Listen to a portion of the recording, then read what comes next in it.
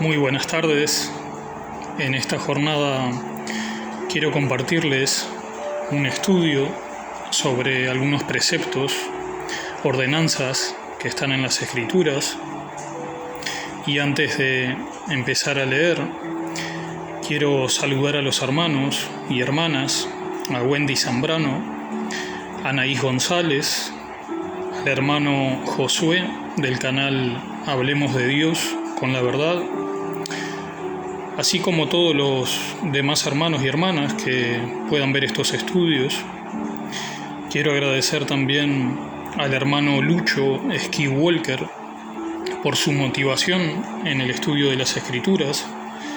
Fue por su iniciativa que decidí grabar este video, pues ya tenía otro material para estudiar, de modo que lo dejé brevemente y espero que este estudio sea de edificación para él y los demás hermanos.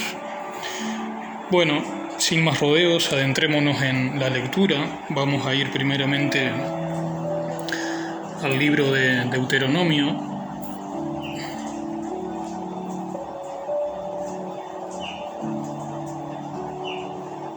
en el capítulo 22, y vamos a leer desde el versículo 1 al 11.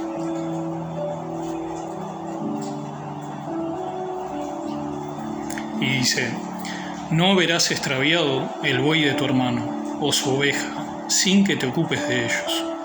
Sin falta los llevarás a tu hermano, y si tu hermano no vive cerca de ti, o si no lo conoces, entonces lo traerás a tu casa y estará contigo hasta que tu hermano lo busque. Entonces se lo devolverás. Así harás con su asno, y lo mismo harás con su vestido. Así harás igualmente con cualquier cosa que tu hermano haya perdido y que tú halles. No te es permitido ignorarlos. No verás el asno de tu hermano o su buey caído en el camino sin ocuparte de ellos. Sin falta lo ayudarás a levantarlos. Esto es un vivo ejemplo de cómo la ayuda mutua, el ayudarse unos a otros, es tan importante, no solo para un creyente renacido, sino también para todo ser humano. Cuando ayudamos, nos sentimos bien, pues cada fibra de nuestro ser sabe que hicimos lo correcto. Al ayudar a otros nos ayudamos a nosotros mismos. Si bien es cierto que no todos somos hijos e hijas de Dios, sí es cierto que todos los seres humanos somos creación suya. Revisemos un pasaje del libro de Santiago. Dice: a aquel pues que sabe hacer lo bueno y no lo hace, le es pecado.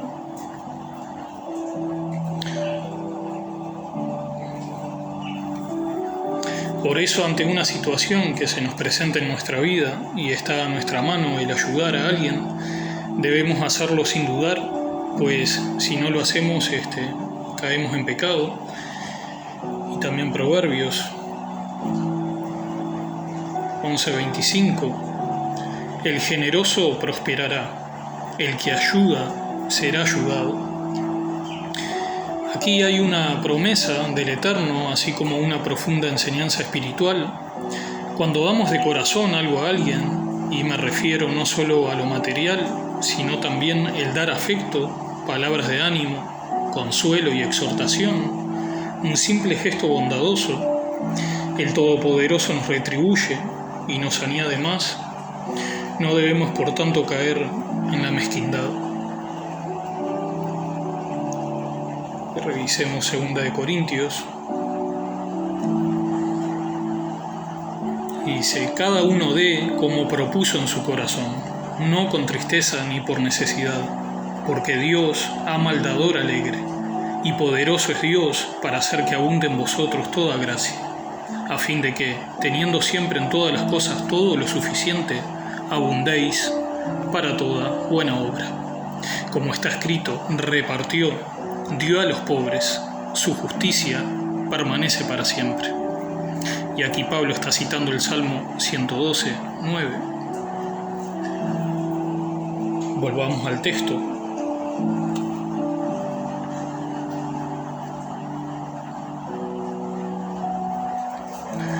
La mujer no vestirá ropa de hombre, ni el hombre se pondrá ropa de mujer, porque cualquiera que hace esto es abominación al Eterno, tu Dios. Es claro que intercambiarse las ropas o prendas entre hombres y mujeres altera el orden natural y armonioso para los seres humanos. Si los antiguos vivieran en nuestro tiempo, se horrorizarían al ver la perversión y degeneramiento de muchos que hacen estas prácticas de usar ropas que no son para su sexo, ya sea masculino o femenino. Es muy interesante ver las palabras proféticas de Enoc, las cuales nos muestran un vivo retrato de nuestros tiempos modernos.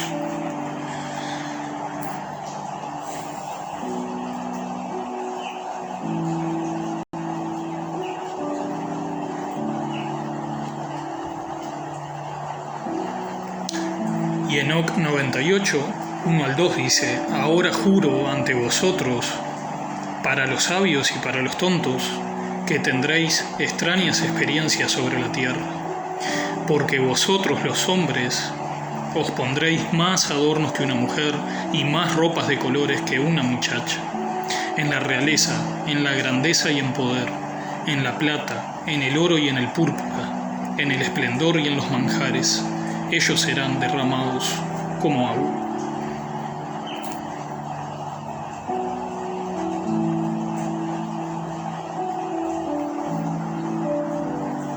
Vamos a continuar en el 6.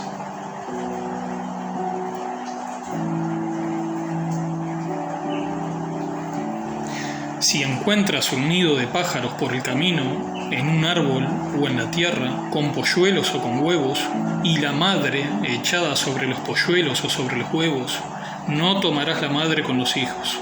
Sin falta dejarás ir a la madre, aunque a los hijos los puedes tomar para ti, para que te vaya bien y prolongues tus días. Aunque este precepto pueda parecer insignificante para los incrédulos, para nosotros los creyentes es un ejemplo de cómo el Eterno, el Todopoderoso, está atento a los hechos más chicos o diminutos y nos transmite una enseñanza espiritual. Debemos ser misericordiosos hasta con los animales. En este caso, si nos encontramos con un nido, no debemos llevarnos a la madre junto con sus polluelos o huevos, sino que nos llevaremos, si es nuestro deseo, solo los polluelos o huevos, y la madre la dejaremos ir. Esto se debe a que la madre puede volver a quedar preñada y tener más crías. En cambio, si nos llevamos a la madre junto con todos los polluelos, sus polluelos, esto sería una vileza, pues estaríamos destruyendo el orden armonioso de la creación, que es la reproducción y la vida. Algo que estoy viendo también es que llevarse a la madre y dejar los polluelos o huevos solos en el nido sería igualmente perjudicial, pues no sobrevivirían sin la madre. Si obedecemos este precepto, el Todopoderoso nos promete que nos va a ir bien y tendremos una larga vida. Y ahora continuemos en el 8. Cuando edifiques casa nueva, le harás un muro a tu azotea, para que no traigas culpa de sangre sobre tu casa, si alguien se cayera de ella. Vamos a revisar una imagen ilustrativa.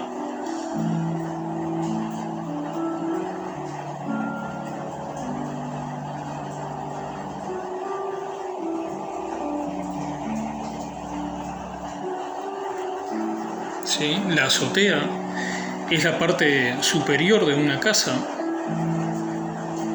Era muy común en Israel que las casas fueran de techo plano, y para subir a la azotea se accedía por una escalera, y allí se construía un pretil o muro bajo para evitar accidentes. Como pueden ver allí, ese murito amarillo. Entonces es lógico que eso actúa como una barrera, y si no estaría ese pretil o muro, una persona que subiera allí podría tener un accidente.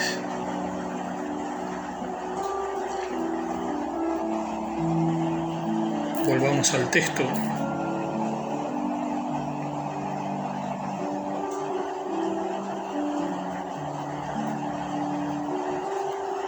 De Deuteronomio.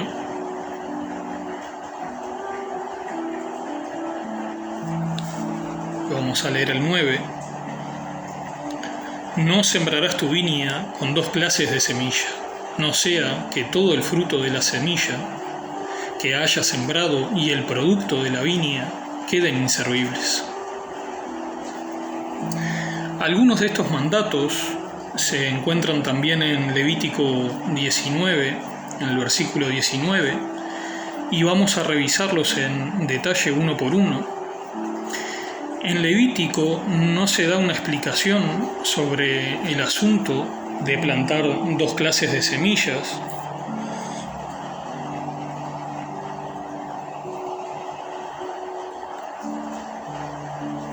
En cambio, en Deuteronomio se puede ver que aporta más datos. Nos dice que de sembrar la viña o campo con diversas semillas, se puede echar a perder todo, tanto la semilla como el fruto.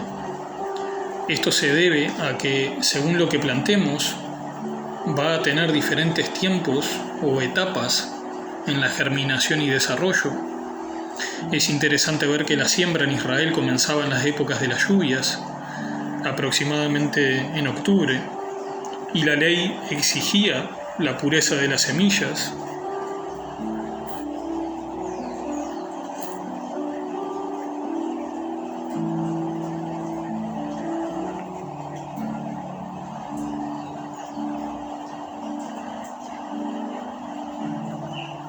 Aquí vemos Levítico 19:19, con algunos de los pasajes que también están en Deuteronomio, con algunas diferencias, las cuales vamos a ir explicando y revisando. Vamos a revisar lo de la pureza de las semillas. Levítico 11, 37 al 38 dice: «Y si parte de sus cadáveres cae sobre cualquier semilla que se ha de sembrar, quedará limpia. Pero si se pone agua en la semilla y una parte de sus cadáveres cae en ella, será inmunda para ustedes».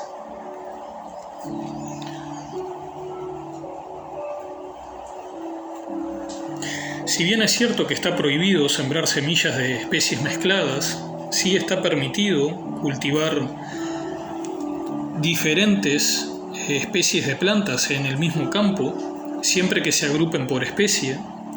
Vamos a ver una imagen ilustrativa.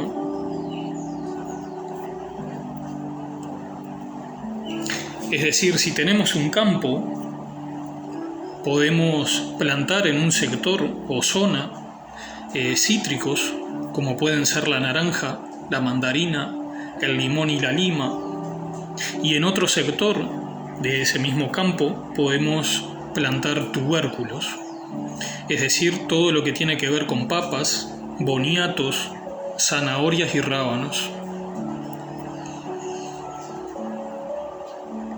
Entonces podemos apreciar que el Todopoderoso es un Dios de orden.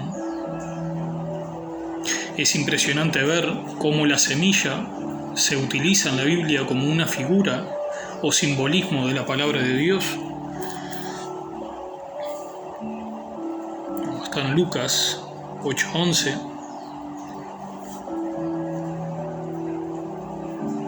Que dice: «Esta es pues la parábola, la semilla es la palabra de Dios». También vemos como cuerpo del creyente también a la semilla, que es plantado como semilla en la muerte con miras a la resurrección. Vamos a revisar otro pasaje que está en 1 Corintios 15.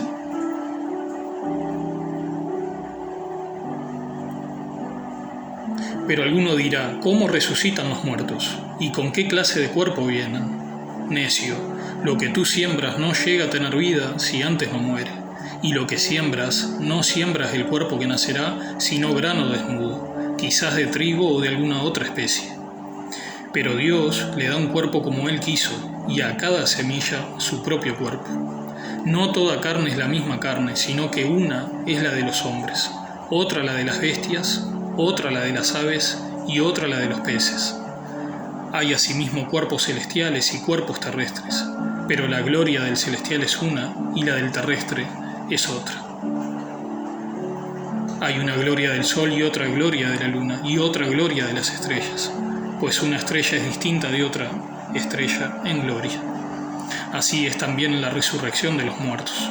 Se siembra un cuerpo corruptible, se resucita un cuerpo incorruptible. Se siembra en deshonra, se resucita en gloria. Se siembra en debilidad, se resucita en poder. Se siembra un cuerpo natural, se resucita un cuerpo espiritual. Si hay un cuerpo natural, hay también un cuerpo espiritual. Así también está escrito: el primer hombre, Adán, fue hecho alma viviente. El último Adán, espíritu, que da vida. Sin embargo, el espiritual no es primero, sino el natural, luego el espiritual. El primer hombre es de la tierra, terrenal, el segundo hombre es del cielo. Como es el terrenal, así son también los que son terrenales. Y como es el celestial, así son también los que son celestiales. Y tal como hemos traído la imagen del terrenal, traeremos también la imagen del celestial.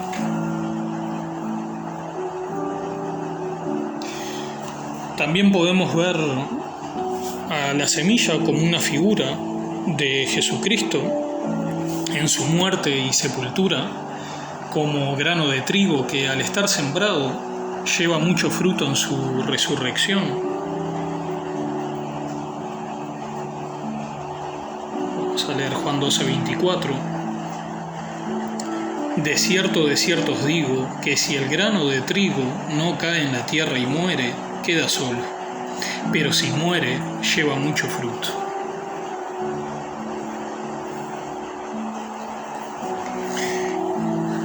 Y otra figura de la semilla es Jesucristo como descendencia de la mujer, que habría de destruir el poder de la serpiente, como menciona Génesis 3:15, y también la descendencia de Abraham, en quien serían benditas todas las naciones y familias de la tierra, como menciona Génesis 22:18 y Génesis 26:4, también Génesis 28:14. Y ahora leamos un pasaje muy hermoso que está relacionado en Isaías, en donde vemos cómo el Todopoderoso reprende y exhorta al pueblo de Israel por medio del profeta.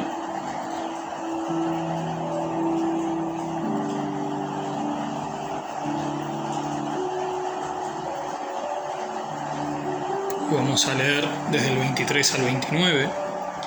Escuchad y oíd mi voz, prestad atención y oíd mis palabras. ¿Acaso para sembrar se pasa arando el labrador todo el día, abriendo y rastrillando su tierra? ¿No allana su superficie y siembra eneldo y esparce comino? ¿Y siembra trigo en hileras, cebada en su debido lugar y centeno dentro de sus límites? Porque su Dios le instruye y le enseña cómo hacerlo. Pues no se trilla el eneldo con el trillo, ni se hace girar la rueda de carreta sobre el comino, sino que con vara se sacude el eneldo, y con palo el comino. El grano es triturado, pero no se le seguirá trillando indefinidamente, debido a que la rueda de la carreta y sus caballos lo dañarán. No se le triturará más. También esto procede del Señor de los ejércitos, que ha hecho maravilloso su consejo y grande su sabiduría. Este ejemplo es muy ilustrativo de cómo el Altísimo trabaja y quiere que nosotros trabajemos la tierra, pero sobre todo que trabajemos para su reino, sembrando en lo espiritual. Nuestro Padre Celestial es metódico, detallista y sigue un orden de perfecta armonía. Revisemos la letra Sashin.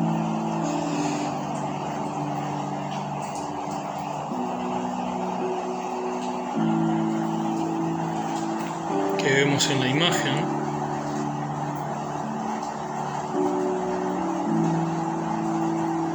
Es la séptima letra del alefato hebreo, la cual está íntimamente ligada con los trabajos del campo.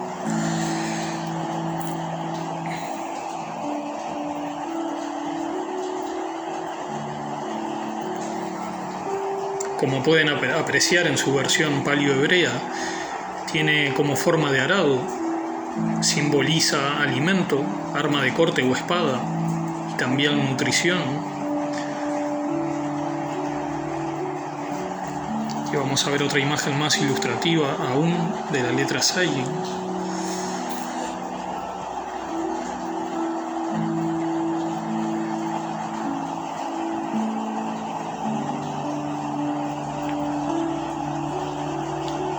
Y finalmente la semilla representa la letra del alefato hebreo Nun. Tenemos a Nun. Zayin tiene un valor de 7 y Nun de 50. Y Nun simboliza la vida y esperanza.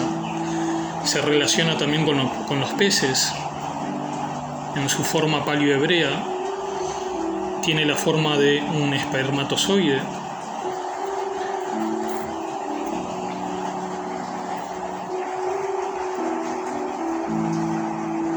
Pues como vimos, la semilla se relaciona con la descendencia. Es muy interesante.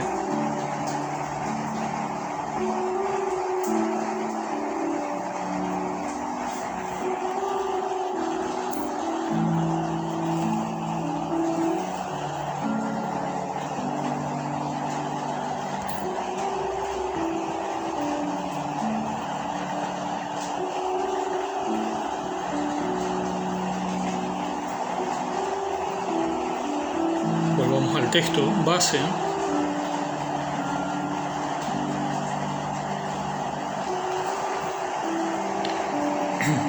Y el 10 dice: no ararás con buey y asno juntos.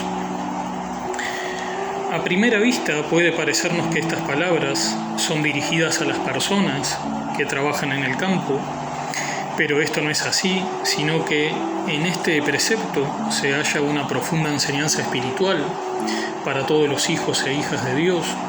Si observamos detenidamente estos dos hermosos animales, vemos características únicas. Primeramente, tienen tamaños distintos, los pasos o sus marchas son diferentes, e inclusive su carácter. Vamos a ver una imagen ilustrativa.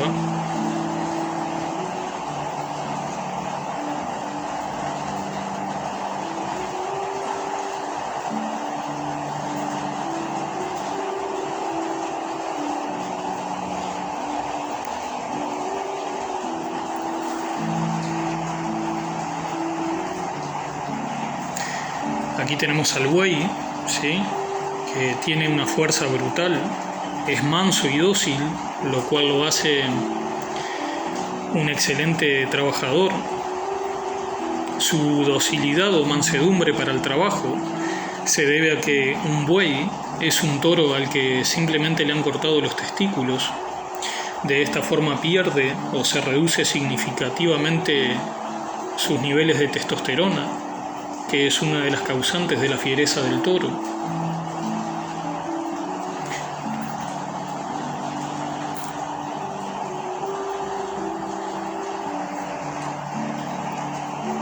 Y aquí tenemos al asno o burro, ¿sí? Se puede apreciar que tiene un menor tamaño, y si bien es fuerte, no supera al buey. El carácter de este animal es diferente también al del buey.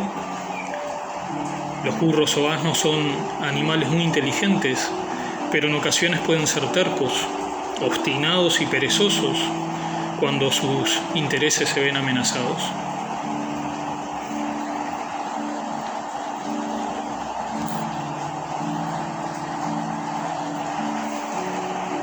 Ahora entendemos por qué no debemos unirlos en un mismo yugo. El yugo en el buey va sobre el cuello y en el asno va sobre el hombro, sobre sus hombros. Si a esto le sumamos las diferentes características que tienen, es evidente que no van a tirar o cinchar de una forma pareja o igual, de modo que nos traerá problemas. La profunda enseñanza que quiere transmitirnos el Todopoderoso, va más allá de este ejemplo en el campo. El yugo significa compañerismo, acuerdo, ayuda mutua y comunión. Y vamos a revisar otros pasajes.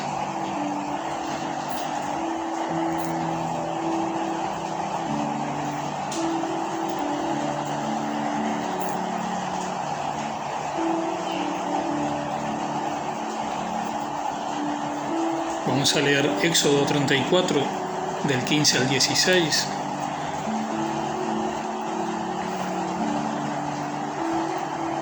Y dice: no hagas pacto con los habitantes de aquella tierra, no sea que cuando ellos se prostituyan con sus dioses y les ofrezcan sacrificios, alguien te invite y comas de su sacrificio, y tomes de sus hijas para tus hijos, y ellas se prostituyan con sus dioses, y hagan que también tus hijos se prostituyan con los dioses de ellas.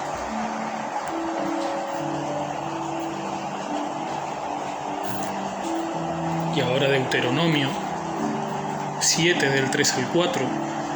No contraerás matrimonios con ellos, no darás tus hijas a sus hijos, ni tomarás sus hijas para tus hijos, porque ellos apartarán a tus hijos de seguirme, para servir a otros dioses.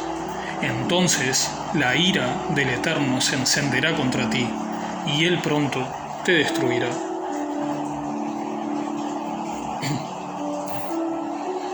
Y ahora Esdras 9, del 1 al 2.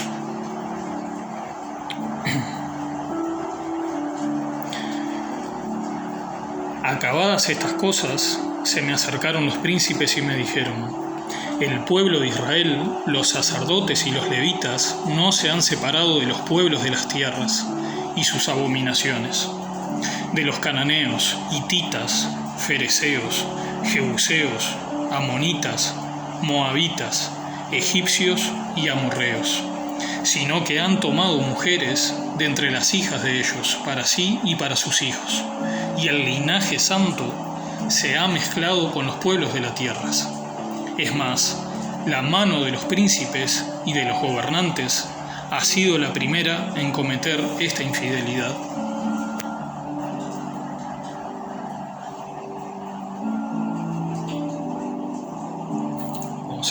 Vamos a leer ahora Nehemías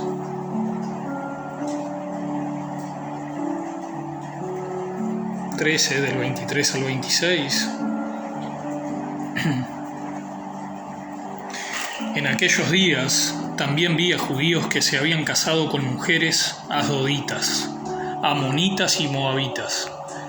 De sus hijos, la mitad hablaban la lengua de Asdod, y ninguno de ellos podía hablar la lengua de Judá, sino la lengua de su propio pueblo. Así que los reprendí y los maldije, herí a algunos de ellos y les arranqué el cabello, y les hice jurar por el Todopoderoso diciéndoles: no darán sus hijas a sus hijos, tampoco tomarán de sus hijas para sus hijos ni para ustedes mismos. ¿No pecó por esto Salomón, rey de Israel? Sin embargo, entre tantas naciones no hubo rey como él, y era amado por su Dios. Y el Todopoderoso le había hecho rey sobre todo Israel, pero aún a él le hicieron pecar las mujeres extranjeras. Es muy interesante ver la violencia con la que reprende Nehemías al pueblo que está allí fornicando con mujeres extranjeras, y dice literalmente que los tomó por el pelo. Seguramente los haya sacudido. Una enérgica reacción y exhortación. Esto se debe a su celo por el Altísimo. Y ahora revisemos Malaquías.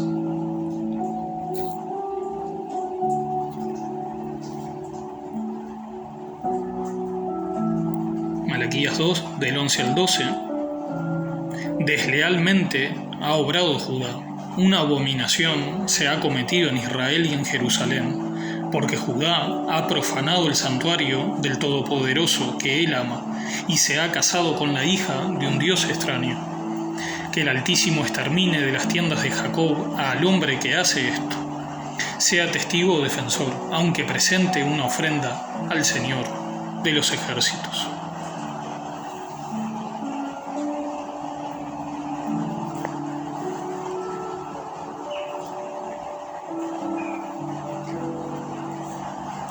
Se entiende que el Altísimo lo que quiere es que nosotros los creyentes no nos mezclemos con los incrédulos, es decir, no unirnos en matrimonio con ellos, pues sería un yugo desigual como el buey y el asno. No habría paz y armonía, pero sobre todo estaríamos profanando el templo de Dios, que es nuestro cuerpo. Revisemos 2 Corintios 6, del 14 al 16. Dice: no os juntéis en yugo con los incrédulos, porque ¿qué compañía tiene la justicia con la injusticia? ¿Y qué comunicación la luz con las tinieblas? El Altísimo aborrece la injusticia y desobediencia. Los injustos no heredarán el reino de Dios. Sabemos que el Todopoderoso castigará a los injustos en el día del juicio. Es interesante observar que el ser humano, el hombre o mujer natural, no practica la justicia y no puede hacerlo porque no se ha arrepentido de sus pecados y no han aceptado a Jesucristo como su Señor y Salvador. De modo que no podemos unirnos en un yugo con los incrédulos o injustos, ni nada que practique la injusticia. Entre un justo y un injusto, entre un creyente y un incrédulo, no hay compañerismo.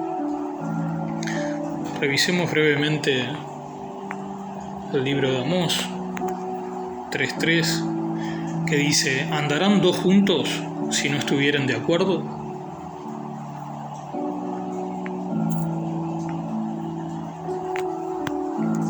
Jesucristo es la luz del mundo, es el camino, la verdad y la vida, de modo que no hay tinieblas en él. Mientras que los creyentes amamos y nos deleitamos en la luz, el incrédulo la aborrece y no viene a la luz, para no ser reprendido. Se entiende que la luz y las tinieblas son una figura para el creyente y el incrédulo. Es evidente que no puede haber paz, armonía y comunión entre la luz y las tinieblas. Ahora revisemos el 15. ¿Y qué concordia tiene Cristo con Belial? ¿O qué parte el fiel con el infiel? Es decir, entre Jesucristo y Satanás, pues Belial es un apelativo para él. Ellos nunca van a ponerse de acuerdo, pues Jesucristo es nuestro Señor y Salvador, es la verdad, la resurrección y la vida. En cambio, Satanás es homicida y el padre de la mentira. Jesucristo vino para darnos vida en abundancia, y el enemigo para robar, matar y destruir.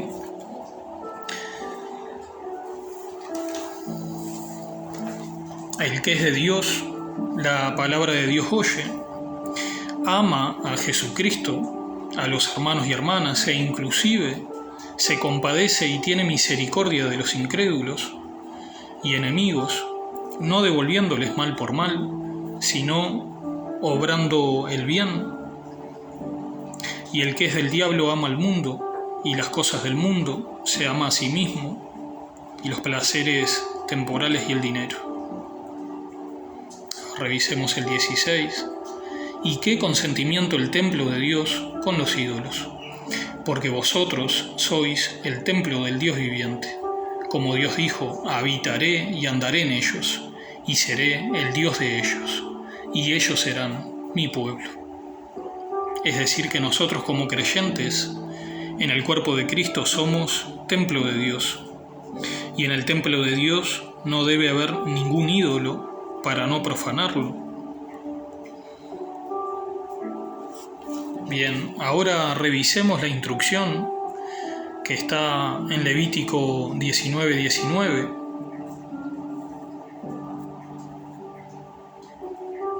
El precepto prohíbe que ayuntemos dos clases distintas de ganado, es decir, que se apareen entre ellas.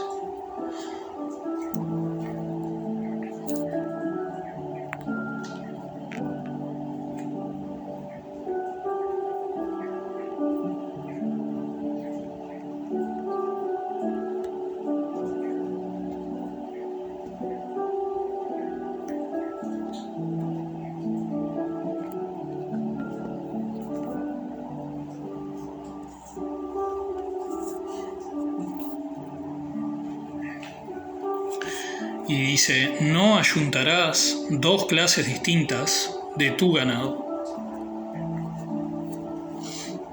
Como ejemplo de cruzar bestias de diferente especie, tenemos al burdegano,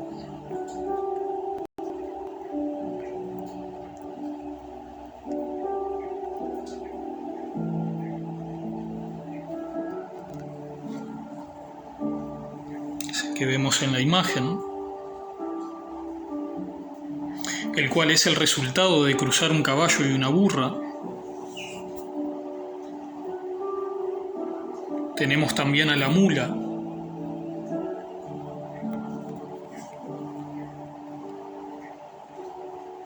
la cual es el resultado de cruzar una yegua y un burro. También tenemos el cebrazno,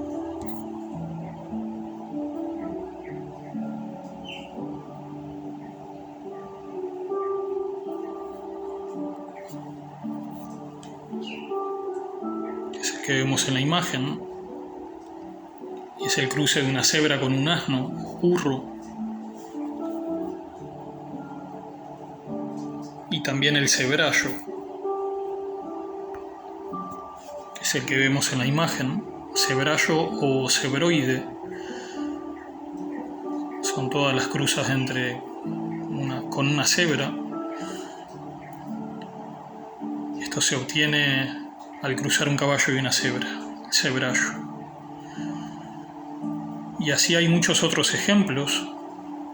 El asunto de por qué el Eterno prohíbe esto es el siguiente, y es que va primeramente en contra de lo establecido por su sabiduría. El problema está en que la cría resultante de estos cruces prohibidos va a ser estéril, es decir, infértil, de modo que no puede dar descendencia. Esto se debe a la diferencia en los cromosomas. Como un ejemplo, el caballo tiene 64 cromosomas y el asno o burro 62, la mula y el burdegano 63. Por allí he podido leer en un artículo y se menciona que lo que estuve investigando, que los números impares en los cromosomas no puede, digamos, ser fértiles o tener descendencia en muchos de los casos. La enseñanza espiritual es la misma que vimos con el tema de mezclar las semillas y unirnos en un yugo desigual, es decir, que nosotros como creyentes no debemos unirnos en matrimonio con incrédulos.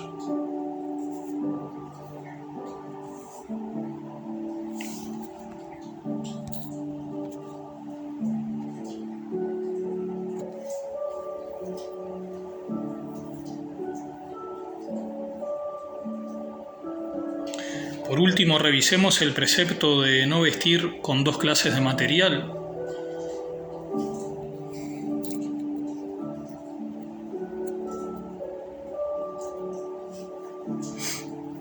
El precepto es el mismo que está en Deuteronomio 22, con la diferencia que en Deuteronomio se nos dice la composición de esas ropas, mientras que en Levítico 19:19, que lo tenemos aquí, no dice. Dice: ni te pondrás un vestido con mezcla de dos clases de material. Y ahora vamos a revisar cuáles son esas dos clases de material. Vamos a volver al texto base.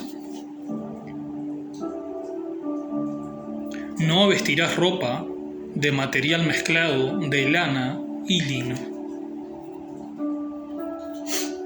El Todopoderoso le dio a Israel estatutos y ordenanzas por ser un pueblo apartado para Él, es decir, santo. Este precepto tiene que ver con la integridad de nosotros como creyentes, la pureza. Es decir, que si hallamos algo en nuestro carácter o conducta que no se ajusta a lo que el Todopoderoso espera de nosotros, debemos corregirlo y o echarlo fuera. El diccionario expositor de la Biblia menciona que la advertencia de no mezclar la lana con el lino es para evitar pérdidas por el encogimiento desigual de estas dos telas. Pero en base a lo que pude estar leyendo e investigando un poquito más, la explicación más razonable y convincente la encontramos en el libro de Ezequiel, que leeremos en breve.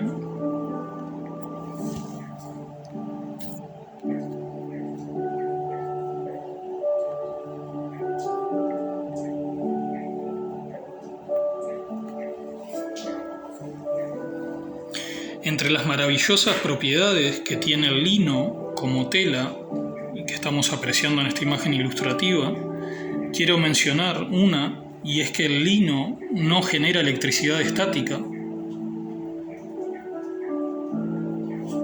Y tiene maravillosas propiedades, son muchas, y para no extenderme, les sugiero que puedan buscar información y leer por sí mismos las propiedades y características maravillosas que tiene el lino.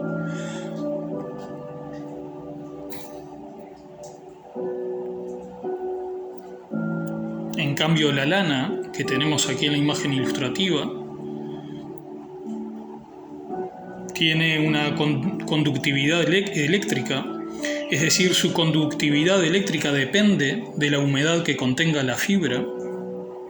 Y es que la lana puede hacernos sudar.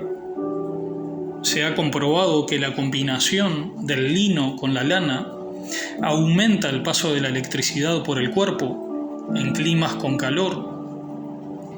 Puede producir fiebre y fatiga, y cuando entra en contacto, combinándose con el aire caliente, se hincha produciendo irritación o ampollas en la piel. Ahora sí leamos Ezequiel, el capítulo 44, del 17 al 19, y de esta forma finalizar el estudio.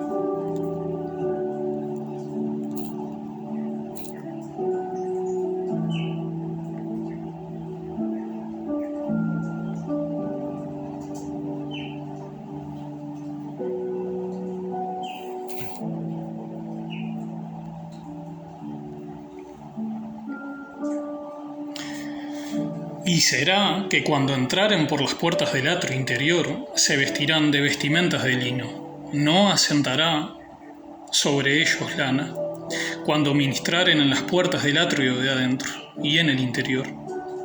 Chapeos de lino, es decir, turbantes de lino, tendrán en sus cabezas, y calzoncillos de lino en sus lomos. No se ceñirán para sudar. Y cuando salieren al atrio de afuera, de afuera al pueblo, se desnudarán de sus vestimentas con que ministraron, y las dejarán en las cámaras del santuario, y se vestirán de otros vestidos. Así no santificarán el pueblo con sus vestimentas. Que tengan muchas bendiciones, y amén.